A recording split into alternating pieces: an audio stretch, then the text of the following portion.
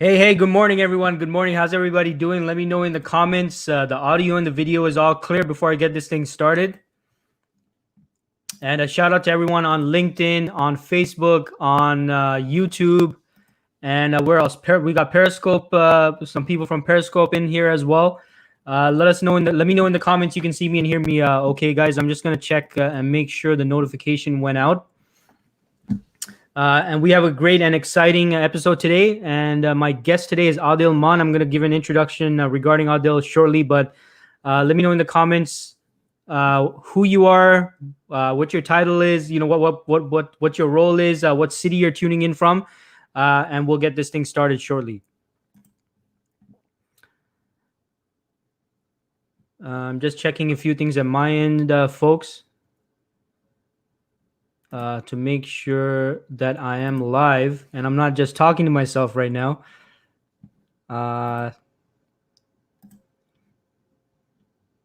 Let's see here.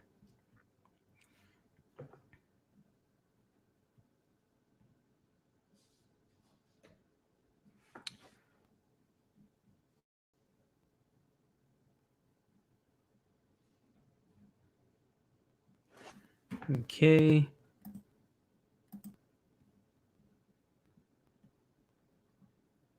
Yeah, looks like I'm live. I'm live. Awesome. Sounds good. Yeah, so I see some likes coming in here. Don't be shy. Let me know in the comments who you are and where you're tuning in from. We got Magwesh in the house. Hey Magwesh, thanks for tuning in. Who else is in here? Feel free to put in the comments. So folks, I'm going to get this thing started. Before we do, I just want to get a few announcements out of the way. So firstly, for those of you who are job seekers tuning in the tech area right here in Toronto, the TorontoJobs.ca is organizing a virtual career fair specifically for IT professionals, and that's going to be taking place in August. And hold on, let me just stop the banner here so you can see the date and all that details. But I will be speaking. I'll be conducting one of the sessions there.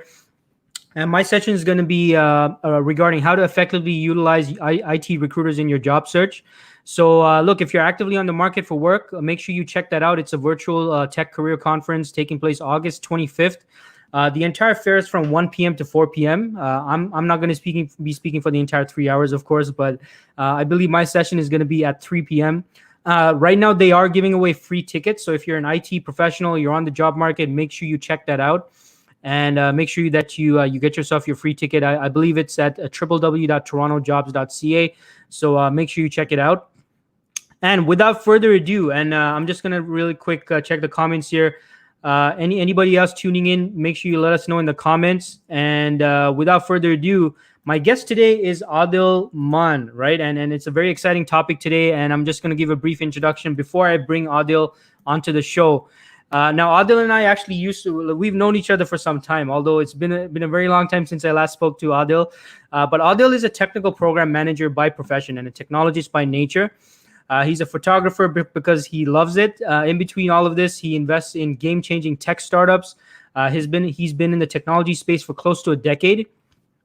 Started out his career at BlackBerry, learned a bunch of cool stuff, went on to Apple, did a whole bunch of cool stuff there, did a tour of duty at Google, did even more cool stuff there, and now a program director, digital privacy at Nike, doing really cool stuff. And Aadil and I actually we came to know each other from back when we were in school. We used to actually work at the computer lab at our university. We were at York University. And really cool guy, really awesome guy, and very, very excited for all of you to take advantage of, having Aadil on the show. And to share his insights about his space and all those various topics. He also recently launched his own new blog, so I'll be sharing the details of that shortly. So make sure you subscribe to his blog, folks. A really, really well written, very interesting and interesting topics. Specifically, if you have an interest in the tech space, obviously. But without further ado, I'm gonna bring Aadil on right now. Hey Aadil, how's it going? Hey Dean, how are you, man? Good. Thanks so much for your time, and was really excited for our conversation. Yeah, looking forward to it, man. The last time we were together was the William Small Center. Yeah, that's right. William Small Center at York University, right? Oh, and memories with that Tim Hortons and William Small Center, man. I'm telling you, I miss the Timmies. I've been away from it for too long. That's right. But yeah, we had some great times there, and we had a few shifts together, during the week. And I remember something that really stood out is I remember that, I don't know if you remember, but we used to always talk about like philosophy and philosophical kind of stuff. Yeah, no, I remember. Yeah, yeah, I've held on to that a lot, and it has actually helped me in my career as well. And yeah. it's probably one of the most underrated things ever. How much humanities and the philosophical studies impact you as a technical knowledge worker. So we'll Right. dive into it. Yeah, absolutely, absolutely.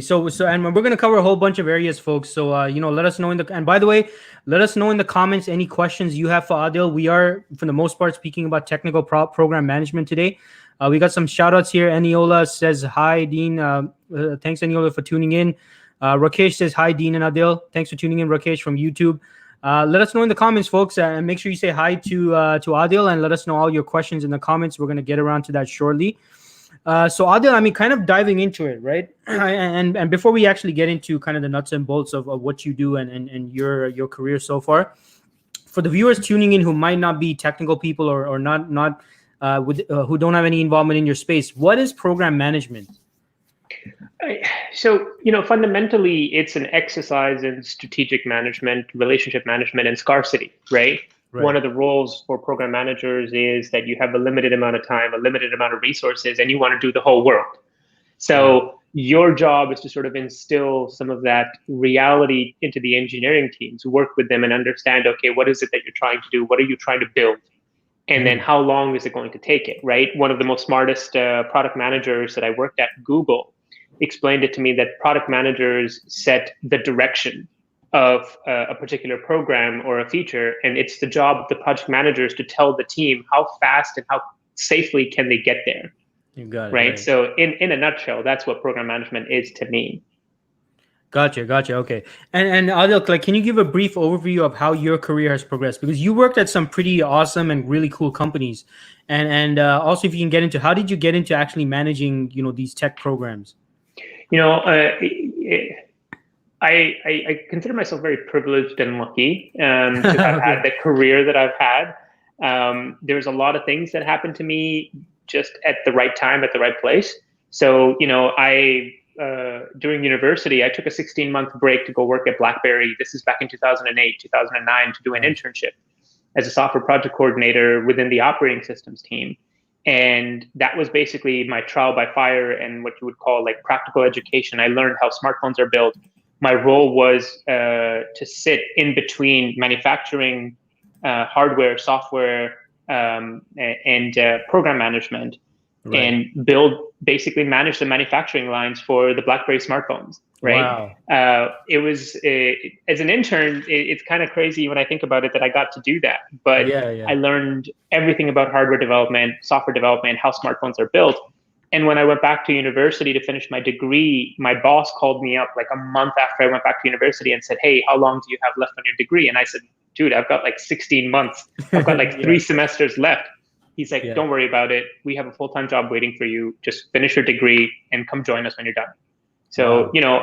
I graduated in August 2010, and I was literally, I wrote my exam, and 10 days later, I'm starting my full-time job. I didn't even like, the traditional, like, I'm going to go to Europe for 6 months. Yeah. And Yeah. it was Yeah. like, no, I was just super excited to just get onto it. And when Yeah. I went back and I told my manager, like, look, I want to focus on something besides manufacturing. So then I started working on silicon prototypes. Mhm. Somewhere along the way, the funniest thing happened. It's a recruiter story, actually. When I Oh, really? was, Okay. yeah, when I was in my fourth year, just finished my internship, my mom called me up very angrily saying that, "Hey, why are you applying at a fruit company?" And I was super confused. It turned out somebody from Apple, a recruiter, saw my profile on LinkedIn after I finished my internship, and they're like, "Look, we're expanding the iOS program office, Yeah. and you look like a good fit." But I was like, when do you want me to, like, when are you looking for somebody to start? And they're like, now. I was like, I have like 12 months left, dude. Yeah. He's like, Yeah. keep in touch. And when recruiters tell you keep in touch on LinkedIn, that never like really Yeah. It pans out. never really happens. Yeah. Yeah. A year and a half after I started at BlackBerry, they started doing their layoffs. This is when Apple was decimating BlackBerry. It was like, BlackBerry was having a hard time. They were laying off like 50% of their workforce. My Yeah. fiance at that time pushed me to reach out to that recruiter. And I was like, that recruiter's never gonna, it's been like almost 2 years. It's never gonna happen. Probably a dedicated recruiter like you, I kid you not, I reached out to him in the morning. I said, hey, I want to explore some options. And by the end of the day, another recruiter had reached out to me and said, hey, I got your profile from this other recruiter who you got in touch with on LinkedIn. So, lo and behold, a few months later, I got the most amazing email, which said, hello from Apple. And it was a technical recruiter, wanted to set up some interviews. 2.5 days of interviews. I think I interviewed a total of like 23 people from Apple. It was pretty intensive. And February of 2012, I moved to California. I wrapped up everything. I immigrated again. Wow. By myself. I moved to California and I spent the next 5.5 years at Apple. Then another friend from Apple pulled me into Google. And then my wife got an opportunity to come work at Nike. So I transferred to the Google Portland office. And then another opportunity popped up, more senior director level position at Nike. And here I am now. It's about 7-8 months now since I've been a program director at Nike working on digital privacy. Awesome. That's amazing, man. I love that story. And I'm still laughing about, what your mom said about like a fruit company. It's Daisy moms, yo. Like, I know. Yeah. This is like when I would tell people I work at BlackBerry, I work at RIM, right? Research in Motion. They're like, what is that? It's like the people who make BlackBerry. Okay, I know that. Oh yeah. Yeah. That's right.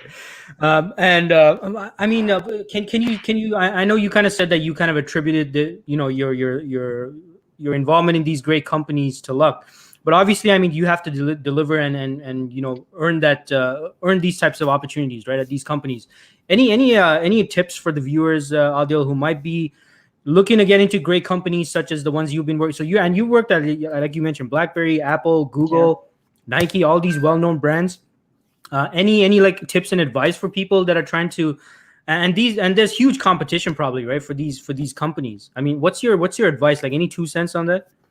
Yeah, honestly, it's I'll quote Steve Jobs here just because we're in that moment. You just got to stay hungry and foolish, right? You never stay complacent. One of the things that I've constantly tried to do is focus on really big projects, getting myself out of my comfort zone, right? And focusing on, like, my early days at BlackBerry was focusing on building the fundamentals. Like, how do we put a project plan together? How do we do requirements gathering? How do you communicate bad news as well as good news to senior executives? Honing down your communication skills. And once you finesse and finalize, like, really hone in on your fundamentals, then, and unfortunately, this is the sucky part, right? A lot of this has to do with luck, right? You never know when an opportunity will present to you. But what you do have control over is being prepared when that opportunity comes, right? Yeah. When the Apple recruiter reached out, like, anytime somebody or any of these job applications or like interviews that I went for, I treated each interview like a project, right? I did research on the company. I looked up questions that typically get answered, like Glassdoor, things like that. I wrote booklets. Like for Nike, I prepared like a 30-page booklet from all sorts of questions that could potentially be asked for a project manager, all sorts of questions that could be asked for a product manager, right? I didn't leave anything out. I caught up on my technical skills a little bit. When I went to Google, I joined the Android Things team, which was building an IoT platform, right? I spent a week just playing around with the Arduino toolkits, doing some programming, playing with breadboards, just to get myself familiar so that I know when I'm having a conversation with these folks. And that helped me immensely because a lot of the questions were around, hey, have you used our product? What do you think about it? And I was prepared to answer that. So you just have to make sure that you focus on the fundamentals. Then as you build more and more on top of that, try more and more bigger projects. Don't be afraid to ask your manager or within your own company to do different things. Don't worry about hopping jobs. If you feel like when you're going to be stressed in your job at a particular time in the year, it is time to try something new. Right? Okay. That's what happened to me at Apple, where I was like, hey, I know exactly when I'm going to be stressed out at the end, like during the year. I know when that anxiety is going to go away. I know when I'm going to deal with difficult people. And I was like, okay, my learning has plateaued. I need to go try something else. Awesome. Fantastic advice there. And obviously taking a very proactive approach as well, because I mean, that's awesome. Definitely something I believe in as well. So Adil, I mean, when we chatted before, like you spoke about philosophy and how it influences you in program management, and we used to chat about philosophy all the time back when we were in school. Can you speak about this correlation, and why would this be something others in program management should consider as well? Yeah, so I think one of the most profound moments for me was when I took this certification course at Stanford University around strategic project management, strategic advanced project management. Mhm. And a lot of the TLDR of that session was that there has been a shift in program management as a profession. A long time ago, in the early days of our profession, like I'm talking about the 60s, 70s, 80s, and all the way up until the 90s, it was all about work breakdown structures. It was all about building project plans, MS Project, and things like that, Gantt charts, PERT charts, requirements gatherings, and things like that. And in Right. the beginning, a lot of, like, if you read academic materials on program management, there was a preference to hire non-technical people into the project management roles because there was a thinking that if you remove yourself from the technical aspect of things, you can bring a fresh perspective and call somewhat of a BS on the engineers a little bit. Gotcha. Um, but I think what I call, or project management 2.0 now, is more about strategic relationship management, right? Mhm. The real power of project management comes when a company hits a particular point in their workforce number, or what in the Valley we call the Dunbar number, right? 140 people Right. plus. Communication becomes such a nightmare. I spend most of my time in meetings, and this is something my wife laughs at as well. Like, most of my day is like in between meetings, half the time negotiating between teams on priorities, Mhm. trying to figure out what people I need to get into a room to resolve a particular problem, right? So this is all relationship management. And these are soft skills. And the only way to develop these soft skills is critical reasoning. And the only way you develop critical reasoning is by humanities and philosophy, right? You understand how the mind works. Psychology is a great subject, right?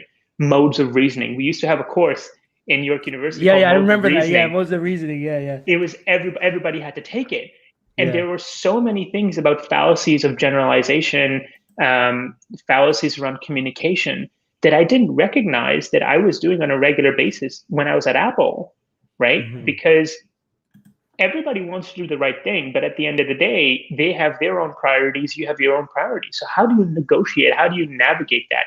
No matter Yeah, what anybody tells you, politics will always be a thing in any company, in any organization. How yeah, do you have good politics, right?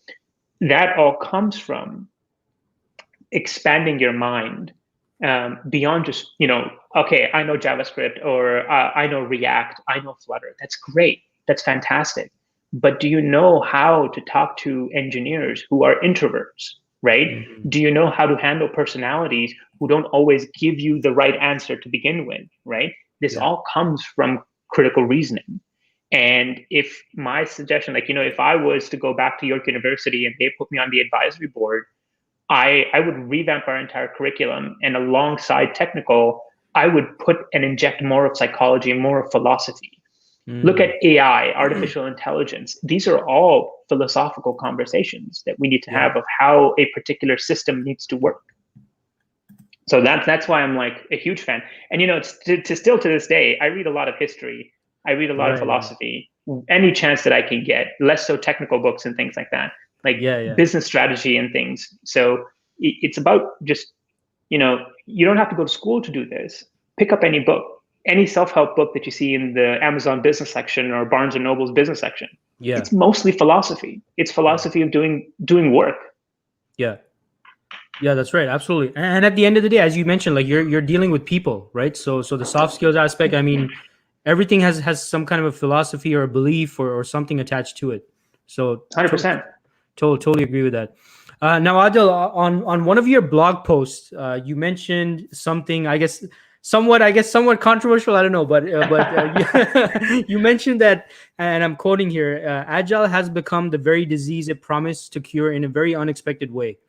No, I definitely advise the viewers to go ahead and read the entire post. So I don't want you to spoil it for everyone, but can you kind of briefly touch on that quote that quote that you mentioned? Yeah. So to understand Agile, you have to understand the traditional way of doing work, right? Which is waterfall method.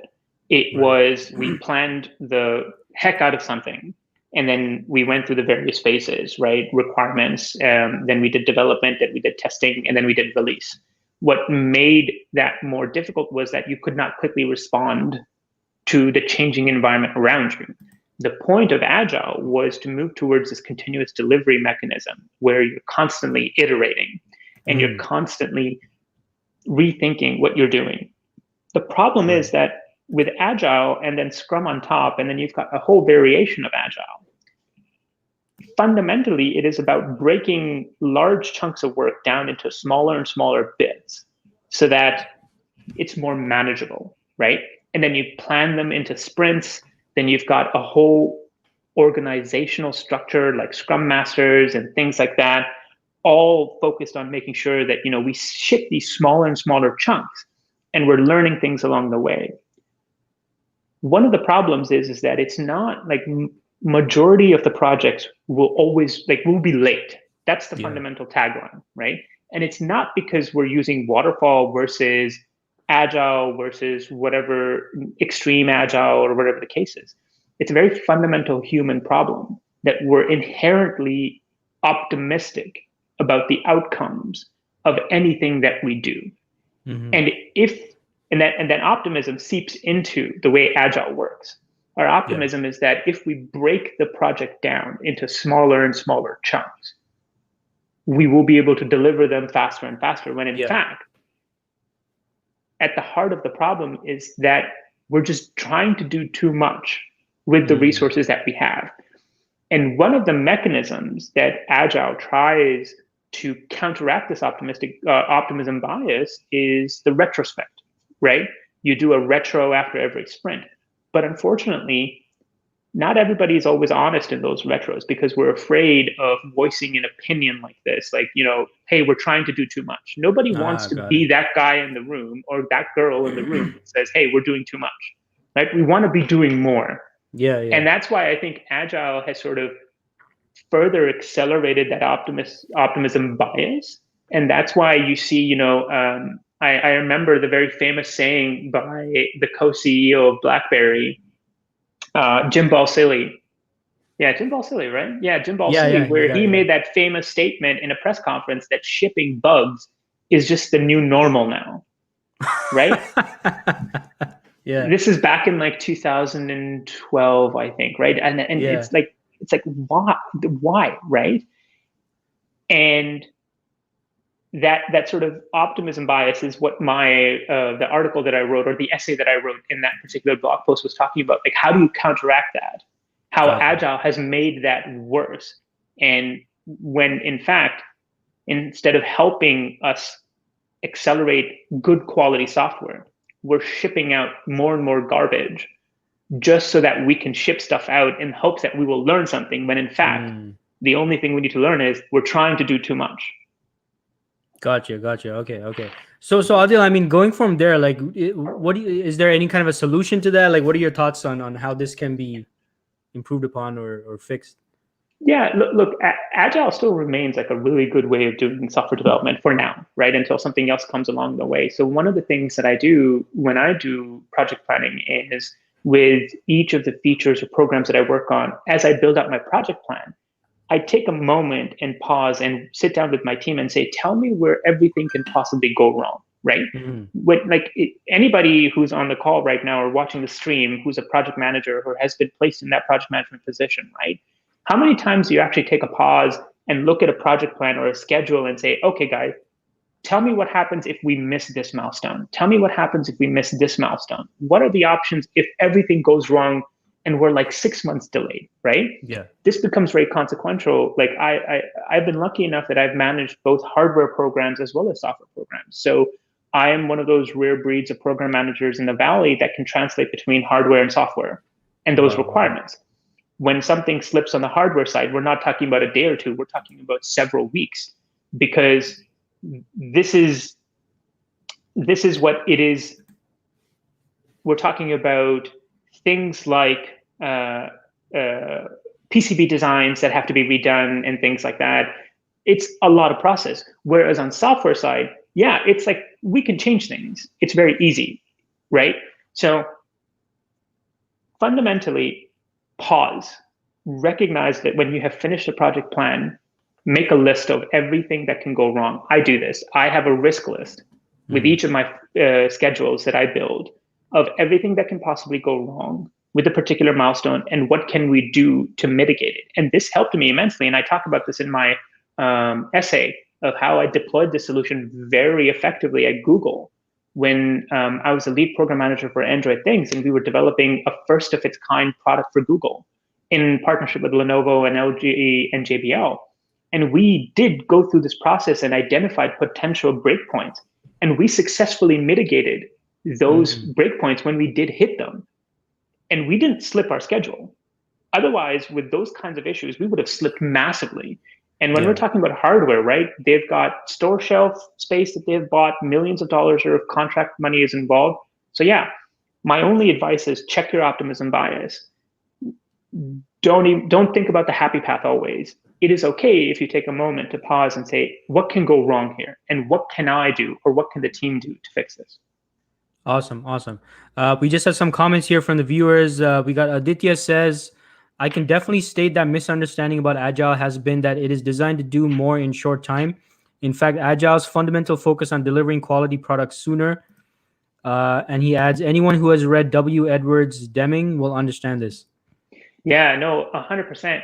You know, it's one of those things where, it is so true.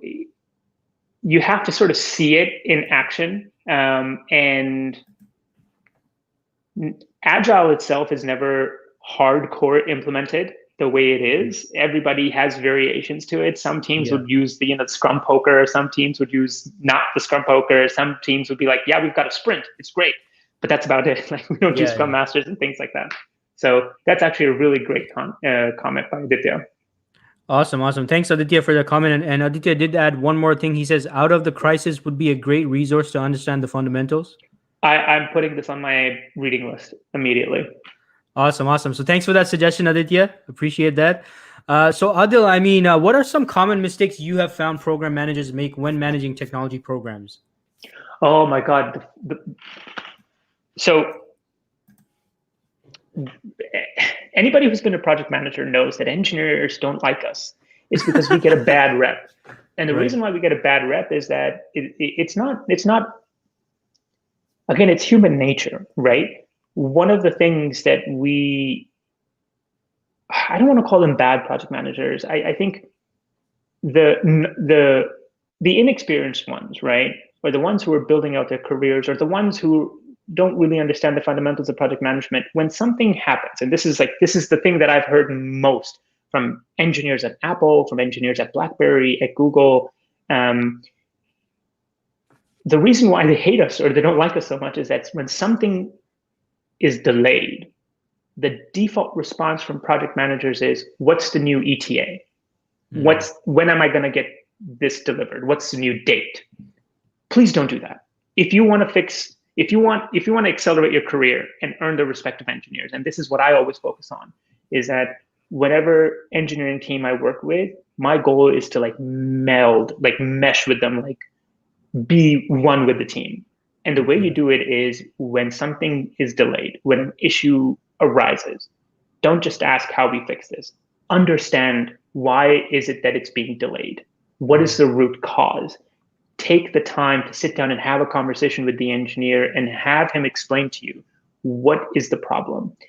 Only then will you have the full context, and then you are in a position to say, okay, what can I do to help you? Don't ask for a date. Ask, what can I do to help you? Are we talking about needing more resources? Do we need more time? Is this something that we need to escalate? Okay, once you've identified your options, then you go and have those conversations, and only then do you ask the question, what's the new date? Okay, gotcha. Awesome, fantastic advice. And in terms of best practices, from your perspective, and you've been in this space for a while, what are some of your suggested best practices, Aadil, and how do you personally stay on top of things? I read a lot, and one of the things that I read a lot is military history, military strategy. One of Interesting. my favorite books is by this American general by the name of Stanley McChrystal, and he talks about, or the title of the book is Team of Teams, and it very aptly captures the role of the project manager in today's tech world, where things are so fundamentally cross-functional that no longer can we be in silos. We're constantly working with multiple teams. Project managers are effectively leaders without authority. So Mm. how do you manage, or how do you use social capital and influence to make things happen for you, right? Some of the greatest project managers and mentors that I've had are not technical. They're just really savvy at the relationship management. I also read a lot of nonfiction business strategy books, like business case studies, right? Right. I keep an eye on Hacker News or any of the big blogs like Verge and things like that. I'm constantly reading. One of the things that my newsletter has forced me to do is to read more about what's happening in the tech space and in the news space. So Gotcha. those are some of the things. And in terms of best practices, honestly, it's the critical reasoning that I continue to focus on, right? Hone those skills, learn how to ask the right questions, learn how to communicate properly. And there is a way to do that. There's a huge amount of books in on Amazon, on Barnes and Nobles, right? Hmm. Read Ernest Hemingway. Learn how to create short sentences, right? Find. Twitter is a great guide. I follow so many people. Like tweet threads is a thing now, right? Yeah. I follow so many VCs and investors who are constantly writing out essays. We're in an age where we have this immense experience that is built by a vast amount of people, and they want to share that, and the way they're sharing it is via broadcast mechanisms, right? No Right. longer like blogs are still cool, but newsletters are the thing, right? Because it's just like you write it and it's broadcasted to everybody, it's in your inbox. Right. So find interesting people, get follow them on Twitter, follow journalists. It Do whatever you can, focus on the critical reasoning, read business case studies. I'm a huge fan of military history, so that's what I read constantly. I always have like several books sitting on my like on my side table. Gotcha. The There's a really great book, I think, in the Agile one, where I talk about grand strategy. There's another article that I wrote about, was an essay I wrote in my blog, was around hedgehogs and foxes. That comes from a military history book about the different types of personalities. Hedgehogs tend to be like, I have found my goal and I'm going to do whatever I can to get there, while a fox analyzes everything around them, but Mm. they can get into analysis paralysis, and not be able to move fast enough, right? Yeah. Yeah. So this has nothing to do with tech, but it's so well captures what I do on a regular basis and the personalities that I Yeah. encounter. So just constantly read. Awesome. Awesome. Fantastic. So we got a comment here from Siva Kumar. So Siva Kumar says, as you are a reader, could you kindly advise some articles or books which we can read to get a project manager fundamentals? Any suggestions there, Adil? Yeah, 100%. So my Bible for project management is the Mythical Man Month. Go check it out. It is written by, and the name always, like, it's by Fred Brooks, the Mythical Man Frederick. Month. It is the thing that everybody reads when you do computer science, and it is from a very old time. But much of what he talks about is very much still applicable. It is about Fred Brooks was one of the project managers on IBM's operating system 360, I believe. This is like way before Apple time. And he talks about all the problems he encountered, from planning fallacies to delays in the project to the constant need to add resources to accelerate things. And it's a fantastic book. That's a great book to read. I have a couple of more suggestions, Dean, that I can share with you. Yeah, sure. General Stanley McChrystal, Team of Teams. It's a great primer on how to handle communications in a modern, hyper-connected world, where it is no longer just silos. It is a conglomerate of teams coming together to achieve a common purpose. So if I recommend 2 books, those are the 2 books that I would recommend that you go pick up right now. Awesome, fantastic. So hope folks, for those of you watching, you make sure you check out those books. Now, Adil, you briefly mentioned investing, and I know that you're also kind of in the VC space. Can you Yeah. talk a bit about that, like in terms of your what type of I guess companies you startups you like to invest in and stuff like that? Yeah, so I've been trying to keep my portfolio quite open. I got into investing in startups around 2019, or in angel investing, and most of the companies, if not all, I invest are pre-seed companies. Okay. My focus is on B2B SaaS and healthcare Okay. and fintech. So that's my investment thesis, and that has been my focus for quite some time. I've invested in a couple so far. I'm also an LP in a local Oregon venture fund is the name of the fund. A VC here, I'm part of that as well for the 2019 fund. They have a rolling fund which renews every year, but I only invested in the 2019 one. It's been fun. It's getting out of my comfort zone. It's a lot of money on the Right. line, but Yeah. I consider this a far better. I consider this like my graduate studies education. Like I'm paying down my tuition to learn. Okay. Yeah. I don't know if I'll be able to get a chance to do. I don't know if I'll be able to get a chance to do my own startup, but if I can learn from Yeah. founders who are doing amazing work and make some money on the side, that's not too bad. Gotcha. I mean, that sounds. I mean, that sounds like an amazing strategy. I totally with you on that. So Adil, I mean, and as we start to kind of wrap this up, folks, any of you have questions for Adil, make sure you put it in the comments. We do have a hard stop, 12 p.m. Eastern time zone over here. So Adil, like, what does the future hold? Like, any expected trends which will influence program management in the tech space? Oh, 100%. I think the biggest trend you're going to see is, and you've noticed this over time, is that tools are getting smarter and smarter. Artificial intelligence is allowing us to do a lot of what-if simulations and more case studies and like that kind of analysis. Jira is getting smarter. There's a lot of tools that are building, and there's this constant fear. And even if you read the PMI recent studies, right, AI is going to play a large part of it. I don't think this is something that we have to fear. I think what's going to happen is that the role of a project manager is going to change fundamentally from a tactical one to a strategic one. There's going to be more focus on project managers who are able to work with data, who are able to analyze data. So crossing over into that business systems analyst realm a little bit, right?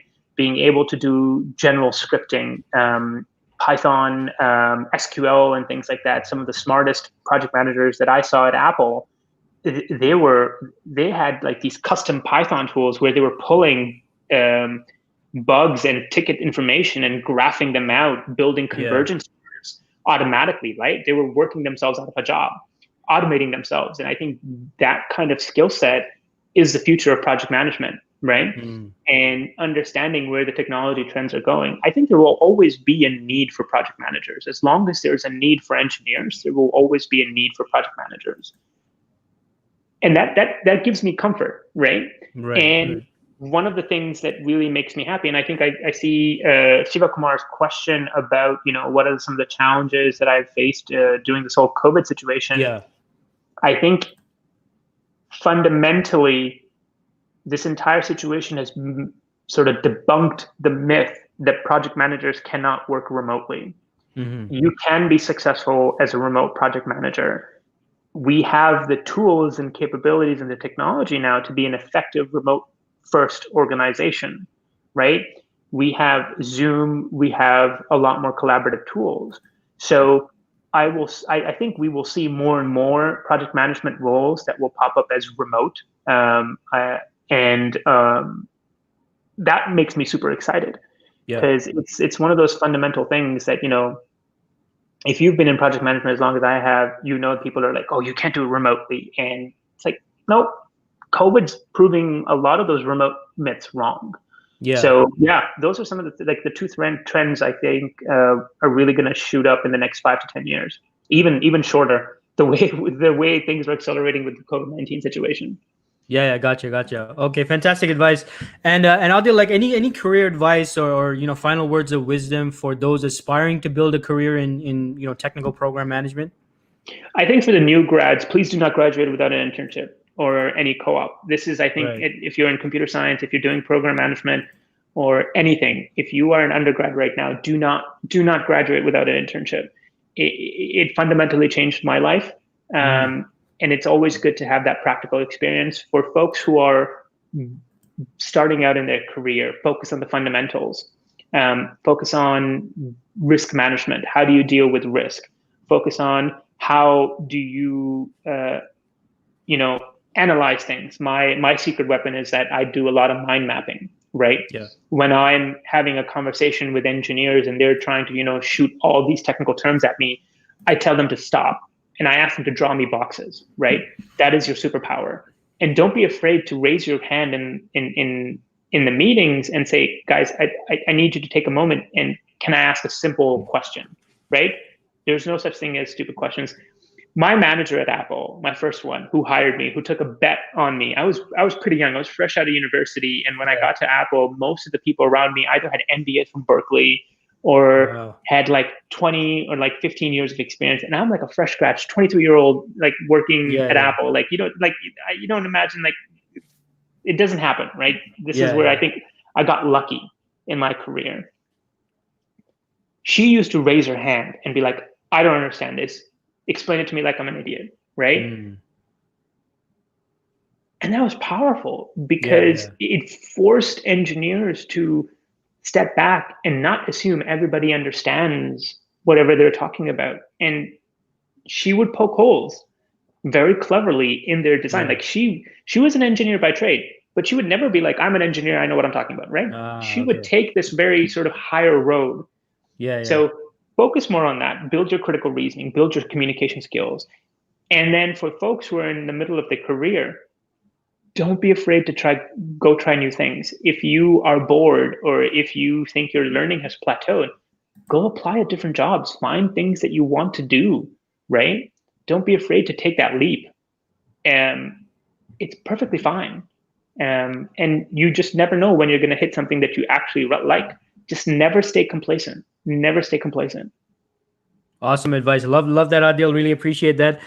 So folks, for those of you watching, I have put the link for Adil's newsletter, which he I guess recently started releasing. So Adil, can you tell the viewers more about your newsletter? What can they Yeah. expect? What kind of topics can they expect you to talk about, and what can they expect from you if they were to subscribe? Yeah, one of the most famous things that Steve Jobs said, that innovation happens at the intersection of technology and humanities, right? Right. And my goal with this thing is not to just churn out same content, like here's how you build a project plan, here's how you do Mm, things. I want to talk about essays that sit at that intersection of philosophy and technology, and mm, talk about things like culture, fundamental reasons or anatomy of a project, things like that. So, yeah. and the reason why I sort of named it Building Roams is because I've been fortunate enough in my career there that I've built a lot of Roams at Apple. Much of what I did was like 1.0 projects and things like that. So Yeah. I have this vast knowledge that I want to share, and I don't want to just share it as a blog post, right? I want to Mm, write essays on it. And this is, selfishly my own way of honing my writing and communication skills. So you can expect more technology and humanities intersection type essays. I published one last night, and it talks about a tale of two cultures. There's the Valley rallying cry, the Silicon Valley rallying cry, move fast and break things. mm, Much of what you see wrong in tech is because of that philosophy. The problems you see on Twitter, the problems you see with Facebook, the problems you see of Amazon growing large and not recognizing that their own footprint, right? At Apple, we had a very counterintuitive culture where we were go slow to go fast, right? mm. Take a moment to deliberately think about what we are trying to build here, right? It is okay to ship opinions. That's what we shipped. At Apple, Yeah, we yeah. shipped opinions, right? And there's a great book by Ken Koshienda, who is a software engineer and designer at Apple, called Creative Selections. I referenced that in my essay from last night. Go read it. It tells you about how Apple built, the first iPhone and the iPad and things like that. Wow. And I was lucky enough to work with a lot of those people. The team that I joined was the original iPhone team. And when I started, we were about a dozen project managers, and when I left, we were close to several dozen. So Wow. I've seen Apple's evolution under Tim Cook, and be in those executive rooms, work with folks like Craig Federighi, Eddie Q, and those folks on ongoing, like, personal basis. So it's kind of fun, and I want to capture some of that excitement, and hopefully essays that make sense. Awesome. Fantastic. Yeah. And folks, I highly recommend you subscribe to the newsletter. It's great information, very informative. And, Adil is obviously very active on it. And he's released. By the way, how often do you release new articles, Adil? Is it like on a timely basis, or? I try to do it every 2 weeks. And in between, I focus on career advice as well. Like, I think I don't want it to be just another section of the newsletter. I want to be able to do career advice that has helped me. So one of the things I do, like Google just recently announced their project management certification. I think it's super exciting because it's the first time any tech company has focused on. So yeah, that's what I do in between the biweekly releases. This is what I'm shipping. Awesome. Fantastic. And we have some feedback here from one of the viewers who says, Adil, thank you for your advices. Thanks, Dean, for hosting this incredibly valuable and free session with the most practical thought leaders. Appreciate that. Unfortunately, it doesn't say the name of the person, but thanks so much for your feedback. So appreciate that. It. I appreciate it. Yeah, so folks, subscribe to the newsletter. It's an awesome newsletter. Make sure you subscribe and sign up. Adil, thank you so much for your time. Really appreciate all the advice and on all the wisdom and the great knowledge you shared. Definitely hope to have you maybe at some point in the future to return on the show. Yeah. Always happy to talk philosophy with you, Dean. Awesome. Thanks so much, Adil. Folks, for the viewers, thanks so much, everyone, for tuning in. And everyone have a fantastic day. See you all. Thank you. See ya.